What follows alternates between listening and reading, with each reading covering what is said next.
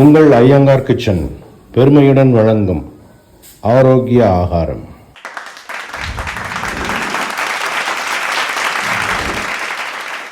இன்னைக்கு பாவக்காய் முட்டியா பண்ண போகிறோம். பிட்டர் காட் முட்டியா பேர் புதுசாக இருக்கு. ஆமாம், என்னென்னா எல்லாருக்கும் தெரியும், நம்ம சாந்தி போயிட்டு வந்தோம் அப்படின்னு இல்லையா. ஆமாம். ஸோ அங்கே இருக்க டாக்டர்ஸ் அப்புறம் வந்து அங்கே வந்து சமையல் பண்ணுறதுக்குன்னு தனியாக நியூட்ரிஷனிஸ்ட் அதெல்லாம் அவர்கிட்ட கன்சல்ட் பண்ணி தான் பண்ணுறேன். ஸோ ஒரு ஐட்டம் அங்கே வந்து 5 இடத்துல சாப்பாடு நடக்கும். ஒன்று வந்து இந்த டயபெட்டிக் என்னென்னு போடுவா, டிடின்னு போடுவோம்ல. ஆமாம், டயபெட்டிக் டயட் போடுவோம். ஒன்று ரா டயட்டு, ஜூஸ் டயட்டு, அப்புறம் ஜூஸ் டயட், அப்புறம் பாயில் டயட் போடுவோம். ஸோ அதனால் அங்கே என்ன எல்லாத்தையும் சுற்றி பார்ப்போம். நாங்கள் என்னென்ன கொடுக்குறோம் என்னென்னு பார்ப்போம். ஸோ இந்தமாரி ஒரு கொழக்கட்டை மாதிரி பண்ணி கொடுத்தாங்க. டயபெட்டிக்ஸ் கொடுத்தா நம்மளுக்கு வந்து பூஷணிக்காலை, சொரக்காலை, வெறுமரி அதே மாதிரி கொழக்கட்டை வந்து அதே அந்த இந்த இதே ராகி மாவு, இதே கோதுமை மாவு தான். ஒருத்தருக்கும் அதே ஒரு நிறைய வந்தது, ஒரு காய் ஆட் பண்ணி. ஸோ அதனால அது மாதிரி போடலாம் அப்படின்னு. இப்போ நீங்கள் வந்து டைட்டில் வந்து என்ன போடுவீங்க? இப்போ இந்த மாதிரி இப்போ நிறைய ரெசிபிஸ் போடலான் இருக்கோம். ஸோ எப்படி என்ன எழுதுது? இந்த மாதிரி ஹெல்த் ரிலேட்டட் நிறைய போட போகிறோம், அங்கே போய் கற்றுன்றதில்ல. ஸோ இது வந்து டைட்டில் வந்து ஆரோக்கிய ஆகாரம் அப்படின்னு இருக்கும். ஆரோக்கிய ஆகாரத்துலேயே வந்து நம்ம வந்து இனிமேல் நிறைய டயபெட்டிக்ஸ் ரிலேட்டட், டயபெட்டிக்ஸ் குணமாகறதுக்கு என்னென்ன டயட்டு அது பார்ப்போம். அப்புறம் வெயிட் லாஸுக்கு பார்ப்போம், தைராய்டுக்கு பார்ப்போம், நார்மல் ஹெல்த்து, நல்ல ஹெல்த் இருக்கிறதுக்கு. ஸோ அந்த மாதிரி இருக்கும். ஸோ இப்போ டயபெட்டிக்னா டயபெட்டிக் டயட்னு இருக்கும். ஆரோக்கிய ஆகாரம்னு போட்டு டயபெட்டிக் டயட்னு போட்டு அது பக்கத்தில் என்ன ரெசிபி. இப்போ இது வந்து பாவக்காய் நம்ம வந்து முட்டியா பண்ணுறோம் இல்லையா, பாவக்காய் முட்டியா, பிட்டர் காட் முட்டியா அப்படின்னு இருக்கும். ஸோ நாளைக்கு சர்ச் பண்ணுற ஆளுக்கு ஈஸியாக இருக்கும்.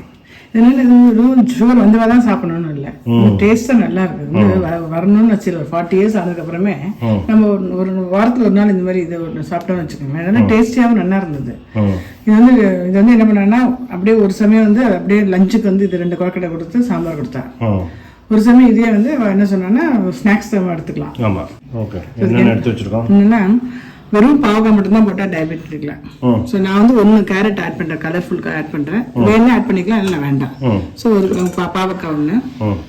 இப்போ இந்த கப்பு இருக்கு இல்லையா, இந்த பாவக்காய் பொடியாக சீச்சுன்னா 5 கப்பு வரும். சொன்னால் இதே கப்பில் வந்து 1 கப்பு வந்து கோதுமை மாவு, 1 கப்பு வந்து கடலை மாவு, 1 கப்பு வந்து ராகி மாவு, 3 மாவு எடுத்துட்டு இருக்கேன். அரிசி மாவு எடுத்துக்கல.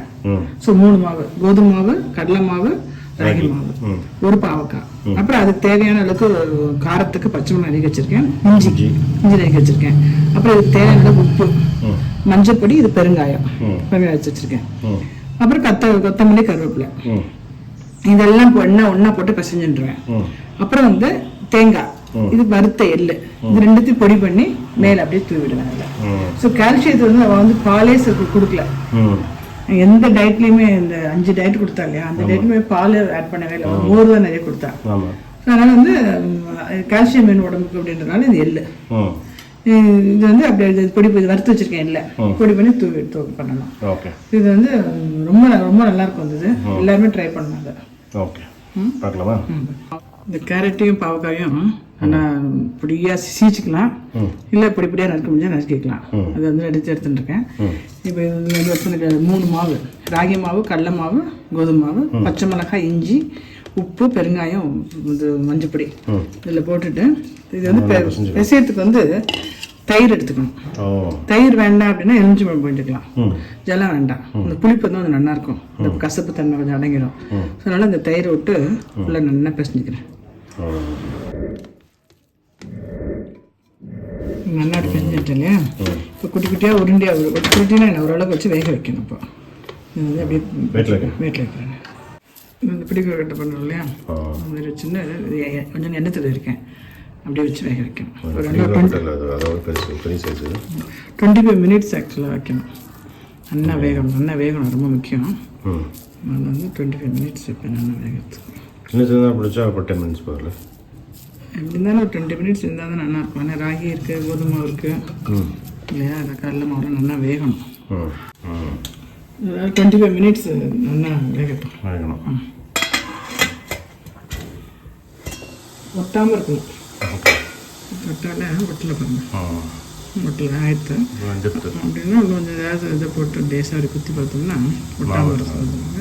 ஆஃப் பண்ணிட்டு இந்த பாயில்டு வாளுக்கு வந்து இது தான் கொடுத்தா.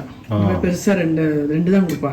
ரெண்டு இந்த அளவு காய் நிறைய எல்லா நாட்டு காய்கறியும் அவரைக்காய் புடலங்காய் அந்த மாதிரி நாட்டு காய்கறியாக போட்டு மிளகு போட்டு குழம்பு பண்ணியிருக்கேன் நான் போட்டு குழம்பு மாதிரி இது மாதிரி கொடுப்பா. நிறைய காய்கறி இது பண்ணி சாப்பிட்றது வந்து உடம்புக்கு நமக்கு வந்து ராகி கொழுக்கட்டை கொடுத்தா இந்த மாதிரி பாவக்காய் போட்டு கொழுக்கட்டை பண்ணி டயபெட்டிக் பாயில்டு வெஜிடபிள்ஸ் டயபெட்டிக்ஸ்க்கு நல்லா ஹெல்ப் ஆகும்.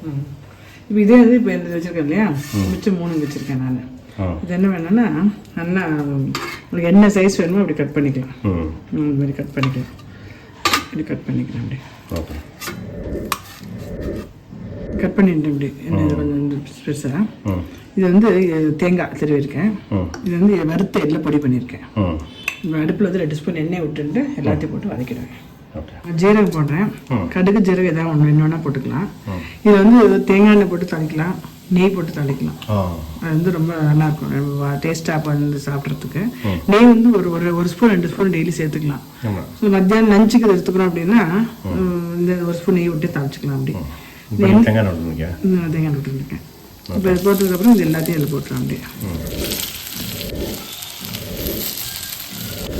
இது இருக்கு இல்லையா, வேணும்னா வெங்காயம் பூண்டு சேர்க்குறவங்க வந்து சேர்த்துக்கலாம். வெங்காயம் என்ன சொல்கிறாங்க, சின்ன வெங்காயம் இல்லாதான் நல்லது அப்படின்னா.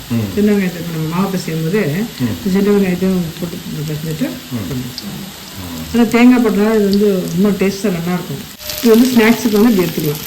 இந்த மாதிரி எடுத்துருந்து சாப்பிடலாம். அது கொஞ்சம் தேங்காய் சட்னி பண்ணிவிட்டு இல்லை வெங்காய சட்னியோ இல்லை அவளுக்கு என்ன சட்னி பிடிக்கும், இல்லை அதில் சாம்பார் வச்சுட்டு இல்லை அப்படியே கூட சாப்பிட்லாம் ஸ்நாக்ஸுக்கு.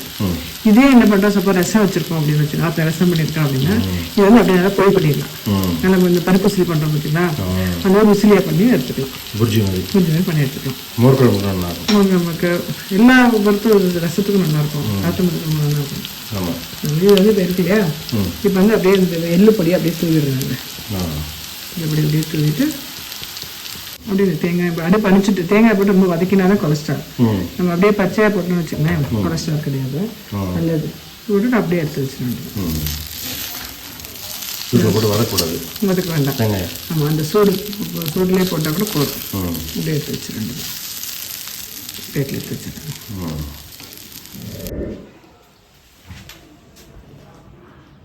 பாவக்காய் முக்கியம் ரெடி.